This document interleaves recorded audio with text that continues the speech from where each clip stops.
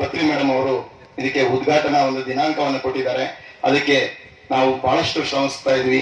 ಇದಕ್ಕೆ ಬಹಳಷ್ಟು ಸಹಕಾರವನ್ನ ನಮ್ಮ ಬಳ್ಳಾರಿ ಹಂಪಣ್ಣ ಸರ್ ಅವರು ಎಲ್ಲೇ ನಾವು ಕರ್ನಾಟಕದ ಆಗಿರ್ಬೋದು, ಆಂಧ್ರ ಆಗಿರ್ಬೋದು, ಈ ದೇಣಿಗೆ ಸಂಗ್ರಹ ಹೋದ್ರೆ ಮತ್ತೆ ಅವರು ಎಷ್ಟೋ ಸಹಕಾರವನ್ನು ಕೊಡ್ತಾ ಈ ಒಂದು ಪಿರಮಿಡ್ ನಿರ್ಮಾಣಕ್ಕೆ ನಾವು ಇನ್ನೂ ಚಿಕ್ಕದು ಮಾಡ್ಬೇಕಂತೇಳಿ ಒಂದು ಕನ್ಫ್ಯೂಷನ್ ಅಲ್ಲಿ ಇದ್ದಾಗ ಮತ್ತೆ ಅದಕ್ಕೆ ಬೇಡ, ಪತ್ರಿ ಸರ್ ಅವರು 99 ಹೇಳಿದ್ದಾರೆ ಅಂತೇಳಿ ಅವರು ಈ ಜಾಗದಲ್ಲಿ 99,000 ರೂಪಾಯಿನ ಅದೇ ಸಮಯದಲ್ಲಿ ಅವರು ಅನೌನ್ಸ್ ಮಾಡಿ ಇದು 9,000 ರೂಪಾಯಿ ಕೊಟ್ಟು ಮತ್ತೆ ನಂತರ 90,000 ಕೊಟ್ಟು ಮತ್ತೆ ಇದನ್ನ ಅದೇ 99 ಅನ್ನ ಮಾಡ್ಲಿಕ್ಕೆ ಪ್ರೇರೇಪಿಸಿದ್ರು. ಮತ್ತೆ ಸೊ ಅವರ ಒಂದು ಸಹಕಾರ ಮತ್ತೆ ಎಲ್ಲ ನಮ್ಮ ಮಾಸ್ಟರ್ಗಳ ಒಂದು ಸಹಕಾರ ಜೊತೆಗೆ ಹಾಗೆ ಇತ್ತೀಚೆಗೆ ನಾವು ಅನ್ನದಾನ ಸಹ ಪ್ರಾರಂಭ ಮಾಡಿದೀವಿ.